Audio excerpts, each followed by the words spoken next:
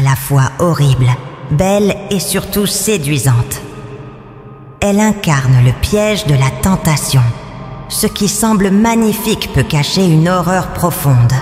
Autour d'elle, l'eau devient claire, parfumée, et des poissons d'or nagent en cercle. Avez-vous déjà entendu parler d'elle? Elle promet fortune, beauté et pouvoir, mais demande en retour la loyauté, parfois la vie ou l'âme. Et vous? Que feriez-vous si elle venait vous appeler par votre propre nom pendant la nuit, quand vous dormez seul dans votre chambre? Auriez-vous peur? Autrefois, dans un paisible village de pêcheurs appelé Wagenia, au cœur de l'Afrique, Makumba, un pauvre pêcheur du village, remonta un jour un objet étrange des profondeurs du fleuve, un miroir. On racontait au village que ce miroir qui chuchotait la nuit, un miroir qui lui montrait une femme qui n'était pas là. Cette femme, s'avéra-t-elle, n'était pas humaine. Depuis, on dit que Makumba ne fut plus jamais le même. Voici l'histoire oubliée d'un homme qui tomba amoureux d'un esprit des eaux qu'on appelle Mamiwata, la déesse du mystère et de la tentation où le temps flottait comme la brume sur le fleuve Congo. C'était un petit village riverain, niché parmi les arbres et bourdonnant du rythme tranquille de la vie de pêcheur. Les enfants jouaient pieds nus dans les bas-fonds. Les vieilles femmes fumaient le poisson sous des abris de champs. Les pêcheurs se levaient avec les marées, leurs pirogues fendant silencieusement l'eau, tandis qu'ils lançaient des filets transmis de génération en génération. Mais tout avait ses règles, des règles anciennes.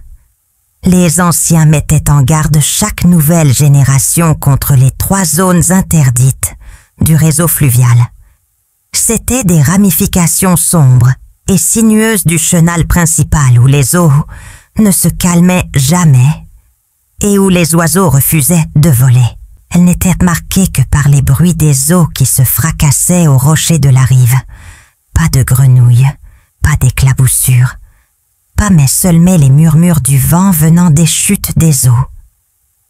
Autour des feux du soir, les vieillards disaient « Les esprits vivent profondément là où la lumière n'atteint pas. Si ton filet touche leur maison, ils ne pardonneront pas. Pêche où les hommes pêchent, laisse le reste aux dieux. » Parmi ceux qui écoutaient se trouvait Makumba, un humble pêcheur d'une 40aine d'années, aux mains marquées par les intempéries et de profondes rides autour des yeux. Il avait une femme malade, 2 enfants affamés et une pirogue qui prenait plus l'eau qu'elle ne flottait. Ses prises étaient devenues maigres. Les poissons étaient partis ailleurs. Par une matinée brumeuse, avant même que le soleil ne perce à travers les arbres, Makumba poussa sa pirogue seul. Il dépassa les méandres habituels plus loin et plus profondément qu'il ne l'avait jamais fait au-delà de la 2e zone interdite et entra dans la 3e zone interdite. Makumba fixait la rivière sombre, ses eaux calmes masquant un mystère inquiétant. Le ciel s'était couvert et le vent sifflait doucement à travers les roseaux, comme pour lui rappeler l'interdit avec un brouillard épais. Mais son cœur était lourd. Mes enfants n'ont rien mangé hier soir, et ma femme lutte contre la maladie. Un ventre affamé n'a point d'oreille. Sa voix tremblait, comme un écho perdu dans l'air. Il serra plus fort son filet uséen, décidé à braver le danger. Les anciens du village avaient pourtant prévenu. Les profondeurs de cette zone interdite abritaient non seulement des poissons en abondance, mais aussi des forces qu'il valait mieux ne jamais réveiller. Malgré la peur qui crispait son ventre, Makumba fit un pas dans l'eau. L'eau y était sombre. Immobile, elle ne reflétait rien. Même les arbres semblaient s'en écarter. Macumba murmura une prière silencieuse à ses ancêtres et lança son filet. Aucun poisson ne lutta contre lui, mais lorsqu'il ramena le filet, son souffle se coupa. Niché dans le filet et mêlé au vieux roseau se trouvait un miroir, mais pas comme aucun de ceux qu'il avait jamais vus. Il était ovale, encadré d'argent torsadé et de perles de corail, et si brillamment poli qu'il scintillait même dans le brouillard. Et dans cette lueur, il la vit.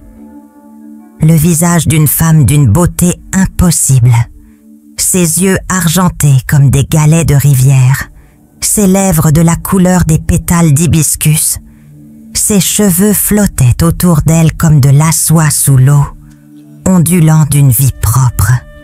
L'image n'était pas un reflet. Elle ne bougea pas. Quand il bougea, le regarda directement, il cligna des yeux. Elle avait disparu. Épouvanté, il sortit vite de la rivière. Cette nuit-là, son filet ramena 7 gros poissons, suffisant pour rassasier toute sa famille durant plusieurs jours. Mais cette nuit-là, alors que Macumba essayait de dormir, il entendit des chuchotements dans sa case, doux et mélodieux, comme de l'eau ruisselant sur des pierres lisses. Ils provenaient du miroir, maintenant glissé sous une natte dans le coin. La voix chuchota son nom. « Macumba, Macumba, Macumba !» Il ouvrit les yeux. Il n'y avait personne. La nuit suivante, la voix revint, et aussi la suivante. Le soir suivant, sous un rideau de pluie fine, les chuchotements du miroir se firent plus forts. Il ne semblait plus distant. Il semblait présent comme si quelqu'un respirait juste derrière lui. Macumba s'assit dans l'obscurité, une bougie vacillant faiblement à côté de lui. Sa femme Émilie et ses 2 enfants dormaient dans le coin, le plus éloigné de la case, étonnamment. Lorsqu'il tenta de réveiller sa femme, elle dormait d'un sommeil profond. Celle-ci resta immobile, comme figée dans ses rêves, blottisant ensemble sous une natte de raffia. Il se glissa jusqu'au coin, où il avait caché le miroir sous un morceau de tissu, et le déballa lentement. Le visage de la femme était à nouveau là, plus net maintenant, comme si elle s'était approchée.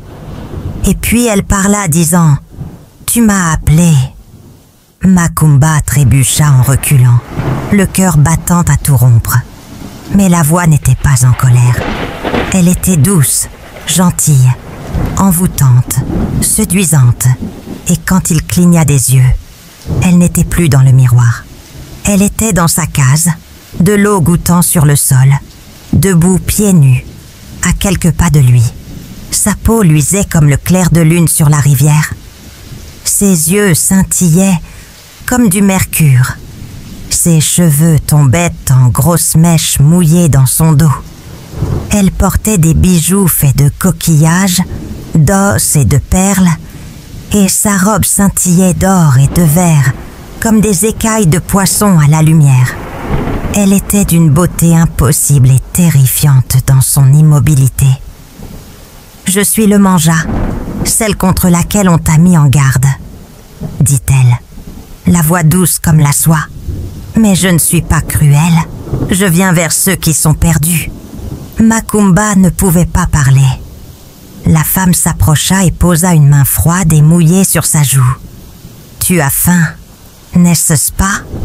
Tu as peur? Laisse-moi t'aider. » Puis, aussi silencieusement qu'elle était arrivée, elle se dissipa en brume et la case retomba dans le silence.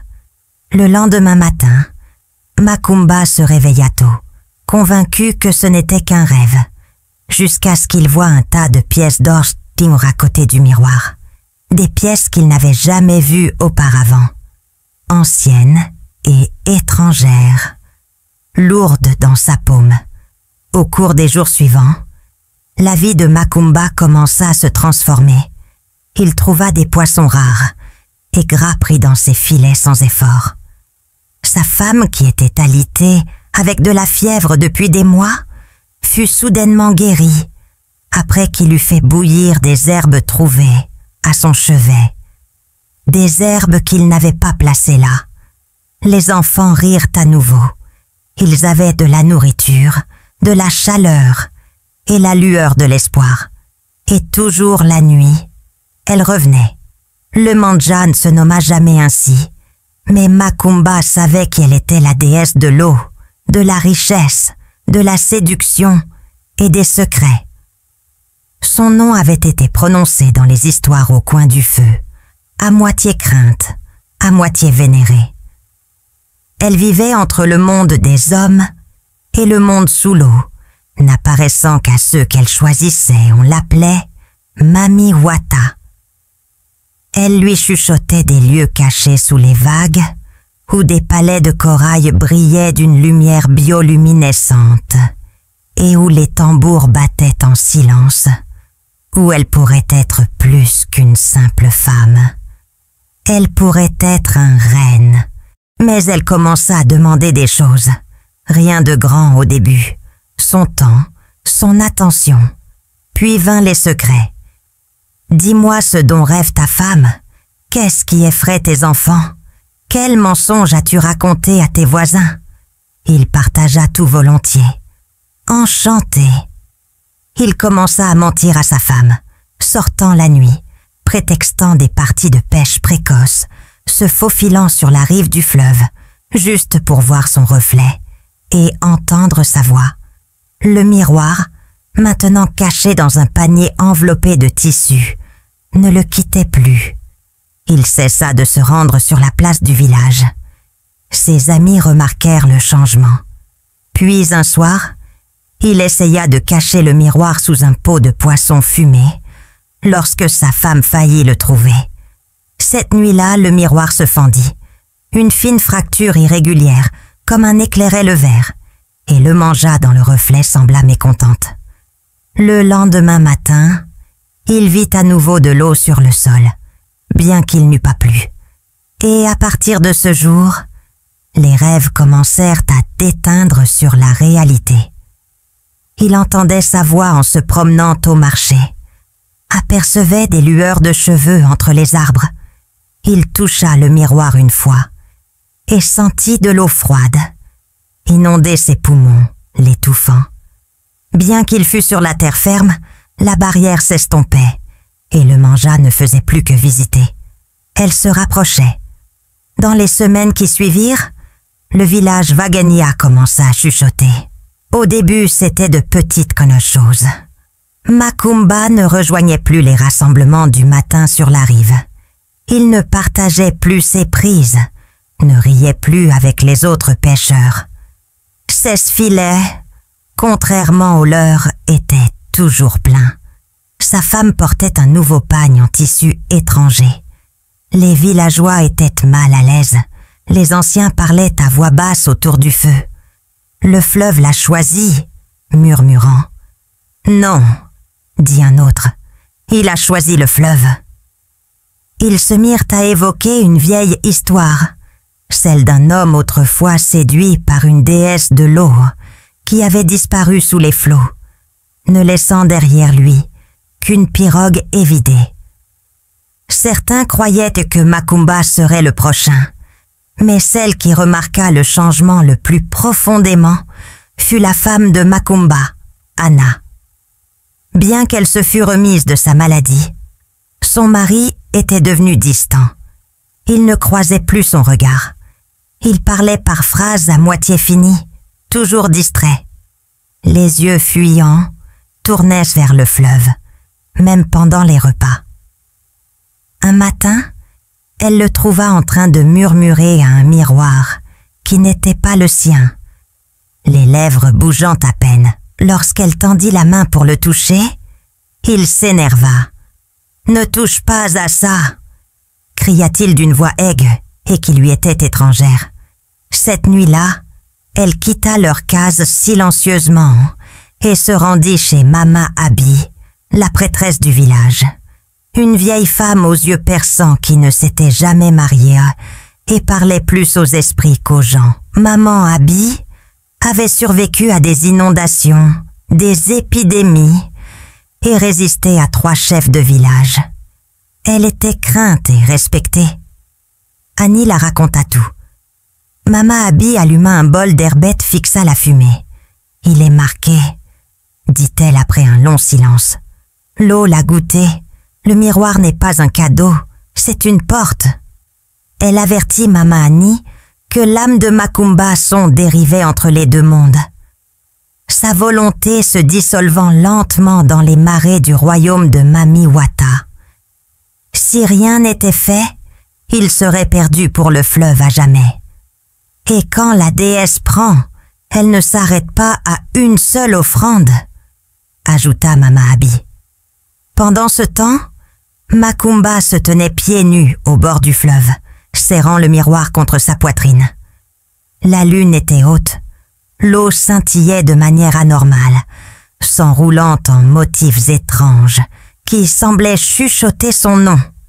Puis elle émergea à nouveau. « Mami Wata !» Cette fois, elle ne parla pas doucement. Elle chanta une mélodie basse et envoûtante qui souleva le vent et envoya des ondulations à la surface de l'eau. Ses yeux brillaient plus intensément qu'avant. Elle tendit la main. « Viens, dit-elle. Viens en dessous. Ta vie sur terre est petite, mais sous la surface tu régneras.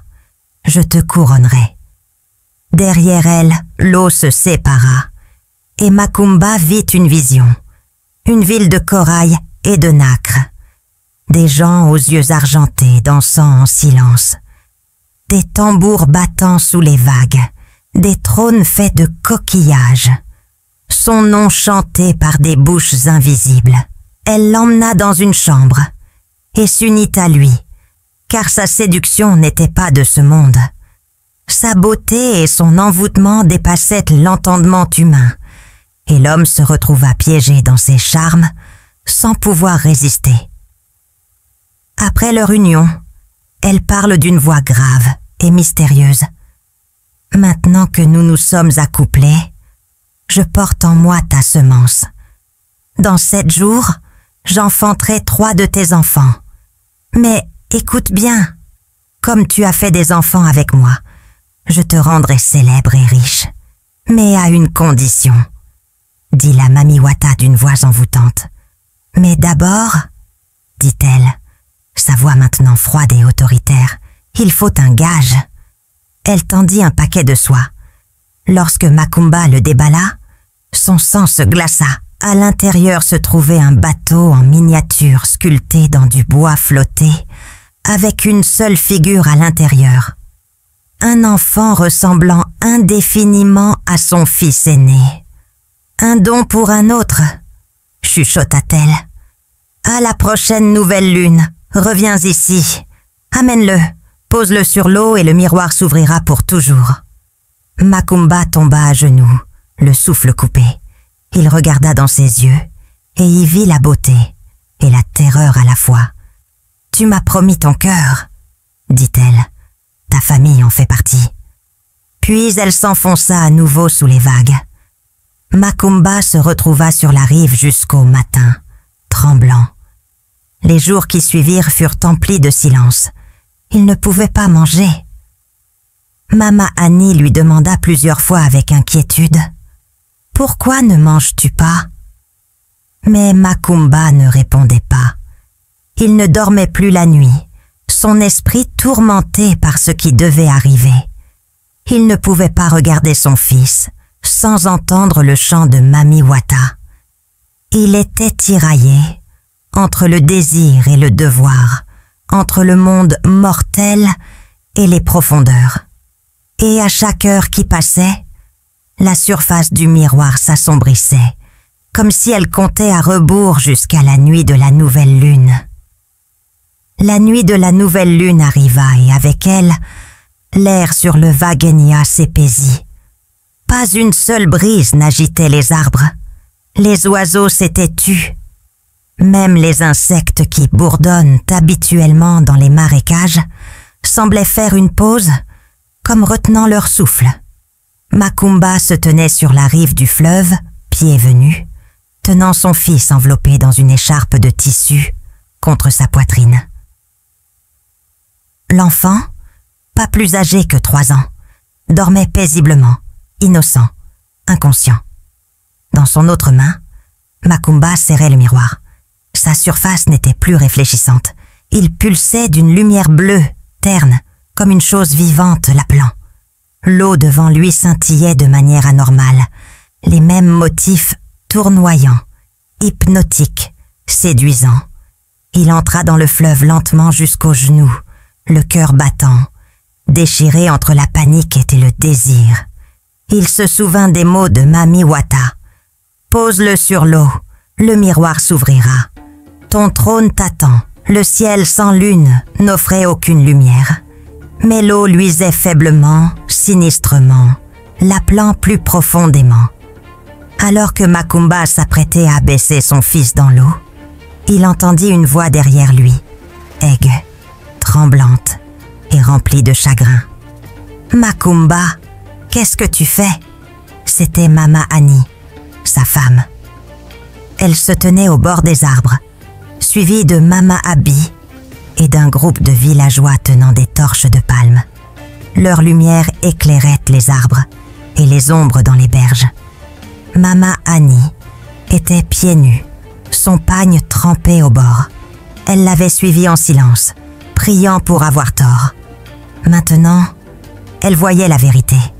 C'est notre enfant, Macumba, notre fils. Regarde-le, tu ne comprends pas ? Marmonna Macumba, tremblant les yeux écarquillés. Elle nous donnera tout. Nous ne souffrirons plus jamais. Elle l'a promis, dit Macumba. Elle n'est pas de notre monde, cria Mama Abi, s'avançant et levant une calebasse remplie de craie blanche et d'herbes sacrées. Le vent hurle. Le fleuve commença à bouillonner. Le ciel se fendit de tonner qu'aucune tempête n'ait été annoncée. Puis du centre de l'eau, Mami Wata surgit, non pas comme une vision, ni un chuchotement, mais dans toute sa gloire. Sa forme se dressa au-dessus d'eux, s'élevant du fleuve comme une colonne de soie et de tempête. Ses yeux brillaient d'un argent incandescent. Ses bijoux en or cliquaient tandis que le vent s'enroulait autour d'elle. Ses cheveux flottaient, comme sous l'eau, mais son visage n'était plus doux. Il était furieux. « Tu oses me défier, Macumba ?» tonna-t-elle, « après tout ce que je t'ai donné. » L'eau s'écrasa autour de ses pieds. Les arbres sur la rive se courbèrent en arrière, comme poussés par une force invisible. Les villageois tombèrent à genoux terrifiés. Macumba resta figé, pris entre sa fureur et le regard plein de larmes de sa femme. « Tu avais dit que je serais riche et célèbre » hurlant-il à la déesse. La voix tremblante. Les forts ne tremblent pas devant le devoir. « Macumba » siffla-t-elle. « Tu as accepté mes cadeaux, nous avons eu des enfants ensemble. Tu as nourri ta famille avec mes bénédictions. Maintenant, paie ta dette. » Elle leva la main et le fleuve se leva avec elle. L'enfant s'agita dans les bras de Macumba, commençant à pleurer. Soudain, Mama Abi lança la calebasse au sol, la brisant. La poudre blanche explosa dans les airs comme de la fumée, formant un cercle autour de Macumba. Elle commença à parler dans une langue ancienne, invoquant les esprits de la terre pour trancher le lien, pour ancrer à nouveau l'âme de Macumba à la terre. Le fleuve hurla. Mami Wata poussa un cri de rage, sa beauté se tordant en quelque chose de monstrueux, des yeux comme des tourbillons, la bouche s'étirant en une ombre. Le miroir dans la main de Macumba brûla de chaleur, de la fumée s'élevant de ses bords. Dans un mouvement désespéré, Macumba lança le miroir dans le fleuve. Il se brisa à l'impact. Un son de verre et de tonnerre roula sur l'eau. La lumière disparut. Le vent mourut. Mami Wata se figea, ses yeux lumineux fixés sur Macumba avec un calme glaçant. « Tu peux me rejeter ?» dit-elle d'une voix qui semblait provenir des profondeurs de la terre. mais aucun de ceux qui me voient ne reste les mêmes. Puis elle disparut. Le fleuve se calma instantanément, comme si rien ne s'était passé. La nuit reprit son silence, et Macumba s'effondra à genoux, serrant son fils contre lui, tandis que des larmes coulaient sur ses joues. Le lendemain matin, le soleil se leva doucement sur le village Wagenya. Macumba se réveilla dans sa case, allongé à côté de sa femme et de ses enfants. Il était vivant. Le miroir avait disparu, mais quelque chose avait changé. Ses cheveux avaient se blanchi, parsemés de blanc comme s'il avait vieilli du jour au lendemain. Et quand il regarda le monde, il ne vit rien. Ses yeux, autrefois vifs, étaient maintenant pâles et sans vision. Il était aveugle, un sacrifice silencieux pour les dettes qu'il avait tenté de rembourser. Pourtant, il sourit car il avait choisi sa famille. Il était revenu du bord d'un autre monde. Des années passèrent et la légende de Macumba, le pêcheur, grandit. Il vivait maintenant une vie tranquille et humble, cheveux gris, aveugle et lent. Il ne pouvait plus pêcher sur le fleuve Congo. Mais chaque soir, il s'asseyait près de sa rive pour raconter des histoires aux enfants rassemblés autour de son tabouret en bois. Il ne mentionnait jamais directement le nom de Mami Wata, mais l'histoire d'un homme qui s'était aventuré trop loin dans le cœur secret du fleuve pour en revenir changeait. Transmis de bouche à oreille, porté par les vents, chuchoté sur les marchés, gravé dans les mémoires. « J'ai vu le vrai visage de l'eau », disait doucement Macumba, et il voit à travers le désir. Bien que sa vue ait disparu, ses mots étaient vivaces, décrivant des royaumes sous-marins, des reines aux yeux argentés et des miroirs qui ne montrent pas ce que nous sommes, mais ce que nous désirons, et à quel point cela peut être dangereux.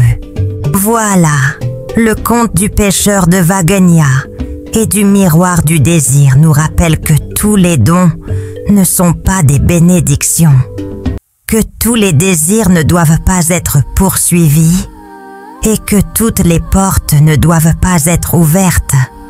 Ce qui est facile à gagner peut être encore plus facile à perdre. L'histoire de Macumba est un avertissement et le reflet des choix auxquels nous sommes tous confrontés. Dans la mythologie africaine, Mami Wata est l'un des esprits les plus énigmatiques et les plus vénérés à travers l'Afrique. Elle est souvent entourée de richesses, d'or, de bijoux. Sa beauté est sans égale, son charme irrésistible. Mais sous cette beauté se cache le danger et la dualité. Elle est la déesse à la fois de la richesse, de la tentation, de la guérison et de la destruction. Comme l'océan, elle donne mais elle reprend aussi.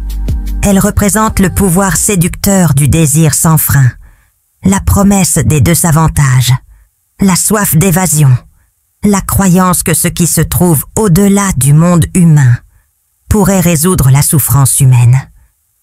Mais ces dons ont un coût spirituel et ceux qui les acceptent doivent être prêts à donner quelque chose en retour. Voilà, l'histoire d'aujourd'hui touche à sa fin. Si tu n'es pas encore abonné à cette chaîne, c'est le bon moment pour le faire. Clique sur s'abonner, active la cloche pour recevoir toutes mes prochaines histoires dès qu'elles sortent. Et à vous, mes abonnés fidèles, merci infiniment. Votre écoute, vos commentaires, vos partages, tout ça compte énormément pour moi. À bientôt.